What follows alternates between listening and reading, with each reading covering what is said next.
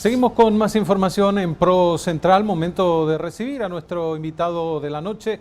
Nos acompaña el doctor en Economía y ex titular del Banco Central del Paraguay, Carlos Fernández Valdovinos. Doctor, ¿cómo está? Buenas noches. ¿Qué tal, Omar? Buenas noches a vos y a toda la teleaudiencia. Bueno, para conversar en términos generales de la situación actual, ¿cómo ve la economía de Paraguay y también teniendo en cuenta el contexto regional que estamos viviendo? Voy a usar una frase que estuvimos usando recientemente en unas presentaciones. Sí. Hay un cambio de clima. Ahora hay que hacer un balance exacto acerca de cómo estamos en este clima, que probablemente no sean los días soleados con sol arriba, sin nubes que teníamos anteriormente cuando crecíamos al 7%. Pero tampoco es una situación en la cual tenemos un ciclón o una tormenta muy fuerte. Yo creo que está como estuvo el día de hoy, un tiempo nublado con garúas, y bueno, tenemos que actuar de acorde a eso. Tenemos lo que se llama en economía una desaceleración económica, en donde vamos a seguir creciendo, probablemente mucho menos de lo que era anteriormente, pero es un crecimiento al fin. Pero estamos muy lejos de ser una situación de crisis. Sí. No es Venezuela, no es la Argentina, no es inclusive Brasil, que acaba de salir de su peor crisis económica en toda su historia. Si bien hay que aclarar de que esta es una evaluación macro, por supuesto no a todo el mundo le pega por igual y somos conscientes de que existen algunos sectores que están mucho más golpeados que otros. Entonces hay que hacer toda esa evaluación de tal manera a dar la receta exacta, la prescripción exacta, basado en un diagnóstico correcto que tenemos que hacer. Hay una palabra que en términos económicos asusta un poco, que es recesión. ¿Estamos en recesión o no? No, porque justamente la recesión implicaría, si uno quiere tomar técnicamente, que implica 2 trimestres consecutivos en el cual la economía se contrae. Entonces, si bien se usa mal, yo creo, Claro. en forma intercambiable, acá lo que existe es una desaceleración en el crecimiento económico. El auto sigue funcionando, pero lo que venía a 100, ahora probablemente esté a 60, a 40. No obstante, como dije anteriormente, probablemente deben haber algunos sectores que están sufriendo mucho más que el promedio de la economía, que es por lo general lo que miramos nosotros. Hay sectores que probablemente estén más golpeados, como por ejemplo el caso de los textiles y demás. Sí. Ahora, el nuevo equipo económico está analizando la posibilidad de apuntalar las obras de infraestructura, inversión en ese sector que sabemos genera un movimiento muy importante en varios rubros, también genera mano de obra. ¿Qué otras cosas se podrían agregar para evitar que se siga desacelerando la economía, doctor? Mira, por lo generalmente cuando yo estaba sentado al otro lado, no me gustaba mucho cuando la gente desde un piso 18 me daba, digamos, recetas de política. Pero como esto no es algo nuevo, lo que nos está ocurriendo no es algo nuevo, sino forma parte de los ciclos económicos. Claro. Voy a hablar de lo que hicimos en el 2015. ¿Y por qué en el 2015? Porque la situación fue básicamente la misma. Hubo una desaceleración en el crecimiento y ahí tuvimos la oportunidad de desplegar algunas de las políticas contracíclicas en aquel entonces. Y de hecho fue justamente las obras públicas una parte importante de eso. Ese año se habían subido en un 18% la ejecución de estas obras públicas. Eso permitió generar empleo y por tanto con el empleo mayor consumo en el corto plazo. Adicionalmente lo que estaba haciendo el Ministerio de Obras Públicas, la Senavitat empezó a acelerar también sus gastos en la construcción de vivienda, entonces todo el sector construcción estaba bastante dinámico y el Banco Central en ese entonces había reducido su tasa de interés en 100 puntos básicos. Ya hablamos de lo que es la parte de obras públicas, lo mencionaste, yo creo que es acertado. El Banco Central anunció recientemente una disminución en 25 puntos básicos de su tasa de referencia. Hay que ver un poco cómo sigue de acá para adelante. Y una última cuestión que para nosotros fue útil ese año, porque el gran problema probablemente se generó cuando Argentina y Brasil devaluaron mucho más de lo que nosotros devaluamos aquella vez. También se dio un poco más de flexibilidad al tipo de cambio. Eso llega a compensar de cierta manera, dado que se tiene un control de la inflación actualmente. También probablemente tengamos algún espacio como para flexibilizar el tipo de cambio y acá no quiero alertar, acá hay que ver como algo normal. estaba revisando los números. En Argentina se sigue depreciando la moneda. Sí. En Brasil llegó también a 3,85, ahora está en 3,83, pero es mucho más alto de lo que estaba recientemente. Entonces, presiones devaluatorias están en nuestros países vecinos y tenemos que tener cuidado, no quedar muy atrasado con respecto a ello, porque finalmente mantener un tipo de cambio artificialmente bajo podría ser muy perjudicial para el Paraguay. El año pasado ya hablaban algunos analistas del sector en relación a la cotización del dólar, que superaría la barrera de los 6.000. Tal vez no demasiado cerca del inicio de año, pero sí ya hemos superado esa barrera. ¿Esto podría continuar, doctor? ¿Puede ser una constante de un dólar que llegue a los que supere ampliamente esta barrera? En principio no debería haber presiones devaluatorias muy fuertes porque básicamente depende mucho de lo que haga la Reserva Federal, y la Reserva Federal ha cambiado mucho su discurso. Se pensaba que este año iban a hacer 3 ajustes, luego que iban a hacer 2 ajustes, y ahora si uno lee el último comunicado es que dicen van a ser muy prudentes y van a tener mucha paciencia para futuros ajustes, que básicamente el mercado lo interpretó como que no va a haber ningún tipo de ajuste este año.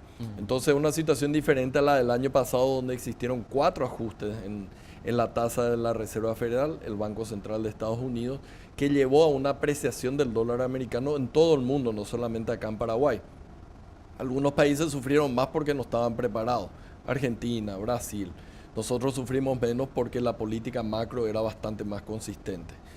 Ahora, para este año debería estar un poco más tranquilo el tipo de cambio, pero lógicamente tenemos los problemas que todavía persisten en Brasil y en Argentina, que probablemente tengan un efecto, digamos, negativo en la cotización del guaraní con respecto al dólar americano y den algún tipo de presión de devaluación de acá para adelante. Pero nada que para la gente deba preocuparse. El Banco Central, yo creo que institucionalmente está muy comprometido con conseguir la inflación que se ha fijado como meta.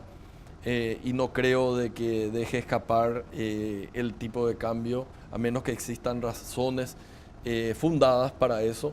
Entonces yo creo que tenemos un año por delante tranquilo con eso. Siempre que tengo oportunidad de conversar con un especialista en la materia, en este caso como usted, recurro a esta pregunta. ¿Qué se tiene que hacer para eso que usted mencionó, que esa macroeconomía estable, duradera, que se está sosteniendo en el tiempo desde hace bastante ya en Paraguay, pueda sentirse en la microeconomía, que es lo que muchas veces golpea, por ahí asusta, genera alguna corrida, alguna suspicacia, sacar los ahorros, convertirlos en dólares, ese tipo de cosas que vemos en otros países? Sí, es un proceso que lleva su tiempo, ¿verdad? Esto es como un árbol, tarda. Ahora tenemos 15 años de estabilidad macroeconómica, pero nos falta otros 15 por lo menos más para garantizar de que realmente va a ser un país en el cual no nos va a dar ningún tipo de sorpresas. Entonces es como un árbol que va subiendo y de a poco van saliendo las ramas y va llegando, digamos, la savia que comienza, digamos, en las raíces, llega a las hojas. Entonces lleva su tiempo. Ahora bien, yo no estoy muy de acuerdo con que ya no se siente. Digamos, si uno mira, y voy a hacer solamente un ejemplo, Brasil acaba de salir de la peor recesión histórica que pudiera haber tenido. Ahí la tasa de desempleo pasó de 4,5%, más cercano inclusive al 4%, a más del 10%. Sí. Entonces, ahí lastimosamente es un ejemplo de cómo la mala macro termina en una mala micro. A lo mejor no todo el mundo recibe la importancia de la estabilidad macroeconómica, pero acá en Paraguay tuvimos la oportunidad de tener un tipo de cambio, por ejemplo, bastante estable por mucho tiempo, y el año pasado se depreció en un 7%, cuando que en Argentina la mala macro se reflejó en una depreciación del 100%. Entonces tal vez no nos estamos dando cuenta de que la buena macro nos permite tener la estabilidad del tipo de cambio y permite a alguna gente seguir accediendo, por ejemplo, a todos los electrodomésticos que son importados. Sí. Entonces, o también, por ejemplo, cómo le llega a la gente en el bolsillo. La estabilidad del dólar se transforma en una estabilidad del gasoil, la estabilidad del gasoil se transforma en el pasaje, en la estabilidad del pasaje urbano. Entonces va llegando la buena macro al bolsillo de la gente. La gente a lo mejor no es consciente de todos estos canales porque tenés que ir de la macro al dólar, del dólar a la estabilidad del gasoil al pasaje. Van dando pasos. Pero va dando pasos, pero finalmente va llegando. O sea, es casi imposible de que una buena macro no se refleje directa o indirectamente en el bolsillo del ciudadano.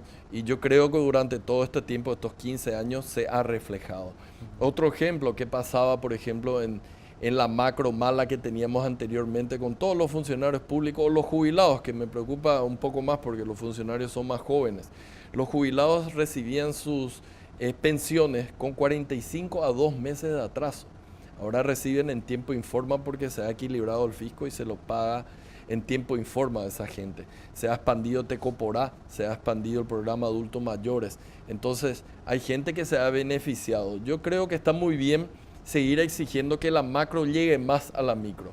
Pero evidentemente con todos estos ejemplos que te estoy dando y hay mucho más, yo creo que está llegando a la micro, a lo mejor no en la cantidad que queremos o que queremos cada uno nosotros sentir en el bolsillo, pero hay muchos ejemplos de que nos conviene seguir y persistir por este camino de cuidar la macro. Usted hizo referencia al sector público y ahí podríamos meternos en el tema del gasto público. ¿Cuál es el nivel actual? ¿Cómo lo ve usted en nuestro país en relación a este tema? ¿Y qué se puede hacer para controlarlo? Porque muchas veces un descontrol del gasto público lleva a problemas como los que vimos en Brasil, por ejemplo. Sí, absolutamente. Y no solamente en términos de cantidad, ¿verdad? Porque en términos de cantidad podemos decir que la cantidad de gasto público está limitado por la ley de responsabilidad fiscal. Entonces, y la calidad, hay un marco. Pero la calidad es la que tenemos que empezar a mejorar.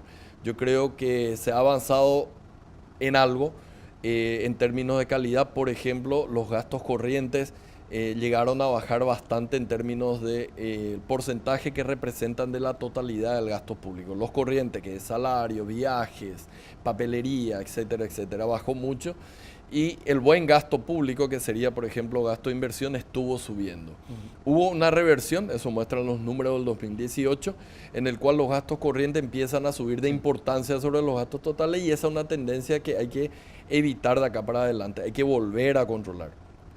Y esto, si el otro de la macro a la micro era un árbol, este es un super árbol, porque también cuesta. Hay muchas cuestiones legales que impiden, por ejemplo, de que la gente vaya y le corte el salario a mucha gente o despida a mucha gente que podría estar sin ningún tipo de funciones, pero no se puede porque legalmente van a venir en contra del Estado, lo van a demandar y van a terminar ganando. Entonces es un proceso largo, hay que ir de a poco ajustando, pero lo que no tenemos que dejar es que existan estas reversiones en el mejoramiento de la calidad del gasto que se tuvo hasta recientemente. Otro tema que a veces preocupa a los sectores con los que Canal Pro permanentemente está hablando, que son los sectores de la industria, los sectores productivos, tiene que ver también con el control de contrabando y cómo eso afecta a la industria local. Se hicieron muchas cosas en tiempos anteriores, se siguen haciendo, pero al parecer no son suficientes, doctor. Nunca es suficiente la lucha contra el contrabando y me consta por todos los esfuerzos que se hicieron cuando yo estaba también en el gobierno, son enormes y no siempre se reflejan en, digamos, resultados palpables. Las fronteras del Paraguay son muy permeables y no solamente eso, sino que las mayores ciudades del Paraguay están en frontera, algo que por lo general los países no lo tienen. Si uno se mira a cualquier otro país y no están en frontera, entonces hay un mercado muy grande para el contrabando, digamos, de productos que salgan de Paraguay para ir a la Argentina o de la Argentina que entra a Paraguay, lo mismo con Brasil, por los mercados grandes que tenemos. ¿Y de qué depende el contrabando? Y de los precios relativos que dependen a su vez, bueno, de cómo está el tipo de cambio. Por eso es que nos golpea mucho cuando Argentina te deprecia en 100%, porque inicialmente en el corto plazo se vuelve muy barato la Argentina. Los precios no suben tan rápido como se devalúa la moneda y después con el tiempo se va equilibrando nuevamente. Entonces lo que tenemos son periodos en el cual nos invaden los argentinos, como ocurrió en el primer semestre del año pasado, o de repente periodos en el cual los paraguayos se van a la Argentina e invaden, como ha sido el caso, me acuerdo en el 2015, que nosotros nos íbamos a controlar con el Banco Central y el precio de los productos era nada básicamente en aquel entonces en la Argentina. Entonces estamos sujetos a eso, requiere una labor probablemente multiinstitucional, no va a poder ser solamente el mix, sino hay que meter ahí gente de la Armada, gente de la aduana. Es bastante complejo el tema, pero sí hay que prestar atención cada vez que existen estos, digamos, gritos de auxilio, especialmente cuando se siguen a devaluaciones que pretenden ser competitivas de los países vecinos, y hay que ver qué política le podemos dar a esos sectores que son muy afectados por este contrabando que viene. La situación está bajo control, podríamos decir, tomando en cuenta algunos de los puntos que conversamos en materia económica en Paraguay. No, yo soy optimista. Yo soy optimista en el sentido de que esto está bajo control. Yo no creo que nos desviemos de la buena tendencia que hemos tenido recientemente. Ahora, aparte de la tendencia, tenemos ciclos. Y ahora estamos en el mal ciclo, que lastimosamente coincidió no con este gobierno, sino justamente ocurre la desaceleración, ocurre y justo coincide con un cambio de gobierno, con lo cual también existe una burocracia que tiene que volver a empezar a funcionar, y eso demora en tener resultados, ¿verdad? Primero en tener el diagnóstico, después las políticas y después los resultados de las políticas que se implementan. En el 2015, como dije, es muy similar a esto, pero en el 2015 teníamos 2 años ya de estar en el gobierno, entonces, digamos, fue un poco más fácil. Ahora tal vez vamos a tener que esperar un poco más, porque justo coincide la desaceleración con un cambio de gobierno, pero yo creo de que hacia el segundo semestre nosotros tengamos mejores condiciones económicas en el Paraguay. Yo creo que ya se va a tener mucho más claridad también con respecto a Brasil, hacia dónde se va a ir Brasil. En Argentina se tienen, digamos, elecciones en el segundo semestre, eso va a seguir creando volatilidades. O sea, yo no soy muy optimista con respecto a que Argentina se recupere, van a salir las encuestas y vamos a tener mucha volatilidad del tipo de cambio allá. Pero en Paraguay yo creo, entre las cosas que se vayan haciendo, el mejoramiento de las expectativas, yo creo que hacia el segundo semestre del año las cosas van a mejorar acá en Paraguay. Las calificadoras miran a Paraguay a nivel internacional y le ponen un número. Incluso acompañan a veces esa calificación con una letra. ¿Usted se animaría a calificar nuestra economía con una letra o con un número, doctor? No, yo coincido con lo de las calificadoras, me gustaría verla un poco más arriba, porque lo que hacen las calificadoras no es calificar el ciclo, Claro. Que hoy tenemos el tiempo nublado y con garúas, pero ellos vieron de que en promedio el Paraguay por lo generalmente ha sido soleado y con cielo sin nubes, entonces por eso no dan una calificación que está casi al lugar donde quieren llegar todos los países, que es el grado de inversión. Pero hay que seguir trabajando en eso. El hecho de que tengamos una desaceleración económica en este momento de ninguna manera va a afectar la calificación de riesgo país, porque esto es algo coyuntural. Probablemente dure, digamos, si contamos a partir del mayo del año pasado, que es cuando empieza a desacelerarse la economía, dure un año y medio como máximo, pero Paraguay tiene todos los motores como para seguir, así que yo creo que Paraguay está acorde a su calificación de riesgo o inclusive un poco por delante. El valor de los bonos o la tasa de interés que pagamos por los bonos que recientemente ha colocado este gobierno está muy por debajo de lo que debería pagar. Es decir, el mercado dice, ustedes son mejores de lo que dicen las calificadoras. Así que yo creo también en que el mercado ha calificado correctamente por unos bonos que se van a pagar de acá a 30 años. Entonces, no se van a pagar este año en el cual está desacelerado, sino por la perspectiva de 30 años, y ahí vamos muy bien. Pero estas situaciones que se dan sí influyen en el nivel de crecimiento y en los datos que se dan a conocer. Claro, los números puntualmente te van a venir menos de lo que debería Paraguay estar creciendo. Pero el fondo hizo otra revisión. Claro, una revisión de 3,5. Nosotros teníamos nuestras propias proyecciones que no la tocamos todavía, porque decimos entre 3,25 y 3,75. El fondo entró dentro de nuestra estimación, que ya la habíamos dicho en diciembre. Pero, digamos, no todo el mundo espera de que la sequía se repita todos los años. Por ejemplo, no hablamos de ese tema de la soja, que fue un factor adicional a todo lo que ya mencionamos anteriormente. Entonces, la gente cree que en promedio Paraguay es un país que crece por encima del 4% en promedio, o sea, estructuralmente. Entonces, basado en eso se califica. Pero puntualmente tenemos estos episodios que, de nuevo, ya lo tuvimos anteriormente y la vamos a seguir teniendo en el futuro. Entonces tenemos que saber manejar esto, siempre teniendo en cuenta también las situaciones puntuales, eso quiero enfatizar, de algunos sectores, pero la economía paraguaya está muy bien. Esta situación que mencionó con el sector agrícola influye y mucho, ¿verdad? Sí, porque representa básicamente un 9% de lo que es el cálculo del Producto Interno Bruto, y la soja representa básicamente 60 o un poco más en forma directa del sector agrícola. Y después se tienen todos las influencias indirectas que se tienen, digamos, en transporte, en exportaciones. Hay muchas cosas que van a afectar, digamos, indirectamente el mal año de la soja. Pero todavía yo creo que va a ser un Paraguay que va a seguir creciendo. Está nuestra estimación, ¿verdad? 3.25, 3.75. Vamos a ver una vez que tengamos realmente la cosecha de soja si amerita alguna revisión a la baja o no. Finalmente, está haciendo algunas exposiciones a nivel nacional junto al ex ministro de Hacienda, también Santiago Peña, hablando de estos temas con la gente que quiere conocer más sobre el movimiento de nuestra economía y cómo estamos avanzando. Sí, sí, nosotros tenemos una política, ya lo teníamos anteriormente cuando estábamos en el gobierno, de que Paraguay es mucho más que simplemente Asunción, y si bien nos gusta hacer muchas presentaciones acá en Asunción, la audiencia que está interesada en estos temas es mucho más amplia, y nos tocó la oportunidad de estar hace poco en Encarnación, y ahora tenemos un evento la próxima semana en Ciudad del Este, así que vamos a estar presentando un poco la evaluación que nosotros estamos haciendo, esto que estamos hablando, y realmente dar nuestra opinión, dado que estuvimos también en el gobierno, de qué podría ser este gobierno para atenuar un poco este tiempo nublado y con garúa que tenemos. Doctor, muchas gracias por su visita y por su tiempo. No, muchísimas gracias a ustedes.